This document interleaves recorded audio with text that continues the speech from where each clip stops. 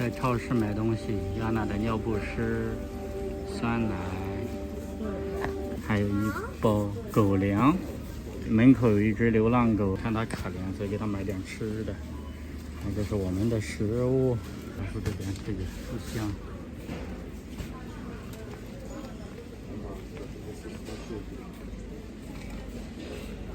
大家好，我是行者木然，已经好久没有分享我们的旅居生活视频了。今天出太阳了，带亚娜到我们家附近的小公园里去走一走、玩一玩。一眨眼呢，你看小亚娜已经可以自己玩这种滑车了，还可以滑着从家门口这边走到那个小公园800米。往返1.5公里、1.6公里，它可以自己去自己回来，然后也不要我们抱。平时呢就瓶子带着它出去。我今天呢也没剪视频，刚好有时间带它。这个狗狗，这个小狗呢还挺可爱的，挺聪明的，一直跟着我们。流浪狗喂了几次它就不想走了。昨天到超市里买了狗粮给它，我们没有说是做好养好狗的准备。另外呢，我喜欢动物是喜欢动物，但是不想拥有动物。总之呢，它不属于我，它是自由的。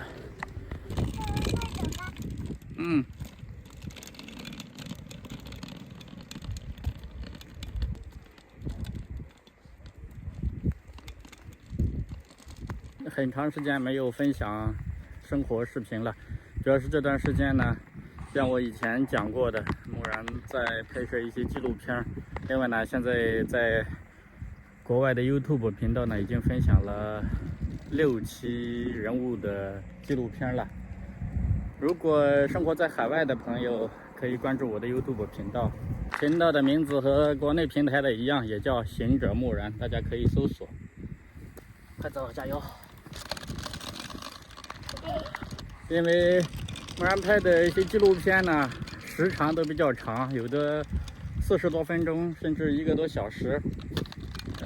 有一些呢内容呢不太适合放在国内的一些平台上，所以如果大家对纪录片感兴趣的话，欢迎大家移步到 YouTube 频道观看。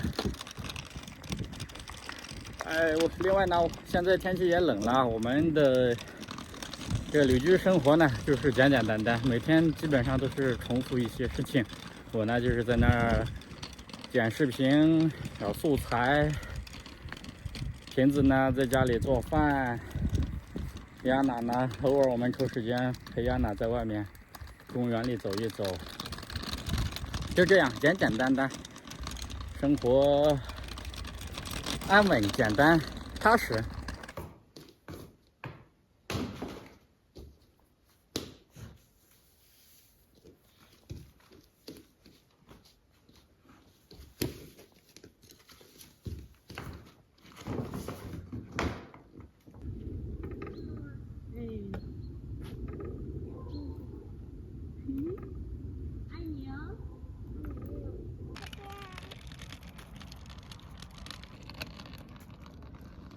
时间过得好快呀，马上又要过年了。木然已经在塞尔维亚旅居生活了3年多了，差不多满打满算，加上前面旅行的话，应该至少有3年半了。我是看着这个塞尔维亚的物价在增长，现在和3年多以前相比呢，基本上是翻了1倍，物价翻了1倍。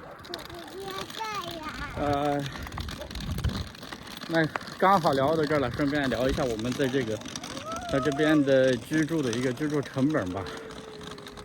我们差不多每周去一趟超市购物，基本上进一趟超市就得1周差不多要100欧元左右。4周，1个月算4周的话，3000多块，这是花在生活费的，一家人的生活费差不多在3000多块。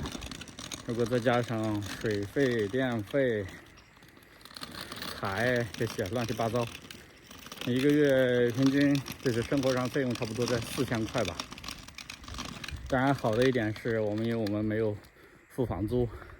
我听朋友说如果他们生活在贝尔格莱德，有一些虽然现在有些工资收入也在增长，塞尔维亚的这个城市的人均的那个收入也最近在增长嘛，差不多在贝尔格莱德的平均收入是在800欧左右。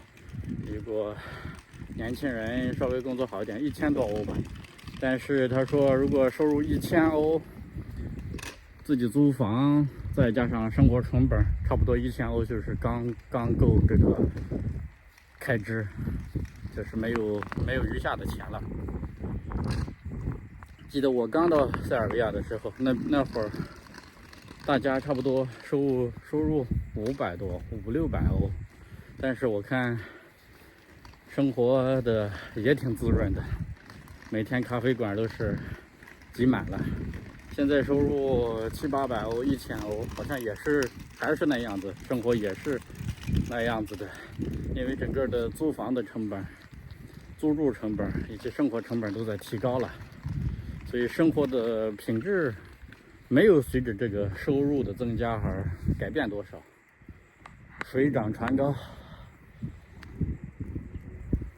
当然，如果说是你生活在乡村呀，像我们这种小小的这种小城市的边上，像这种乡村呀，如果你收入1000欧的话，那还是不错的。就像我刚说的，如果有自己住的地方，不用付这个房租，一家人生活费各种开支算个4000块。如果你收入个1000欧的话，那将近你每个月还可以存个3-4千块钱人民币，可以存个400-500欧。亚娜，你的游乐场到啦，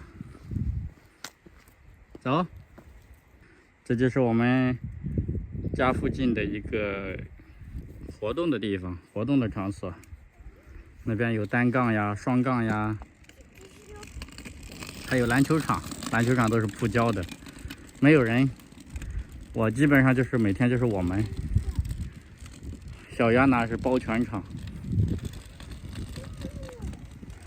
周围全是这个树林。那边是一个好像是一个餐厅吧，但是当地餐厅没有人，也没有看到人在这儿过来吃饭。这边呢是一个足球场，空旷的，也没有人。就这样，这些设施还挺好的，单杠、双杠。我有时候过来就健身嘛，有时候就在户外的话就在这里，很方便，从家里过来800米远。好，亚娜开始玩吧，给你玩球，玩你的球吧。哦，给亚娜自己来。开心吗，亚娜？开心。很开心吗？开心。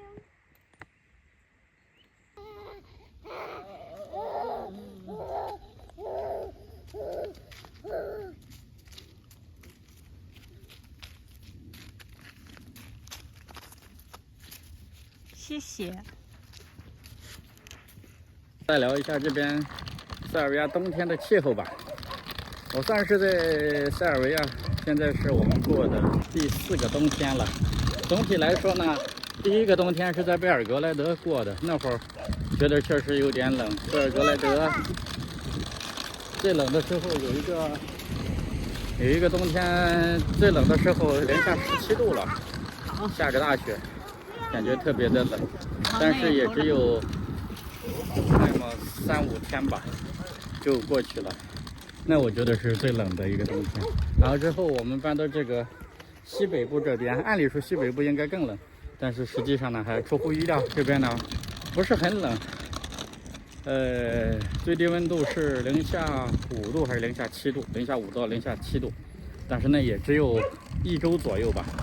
在平时呢，晚上最冷的时候就是零下3-4度，然后白天温度基本上是保持在零上的。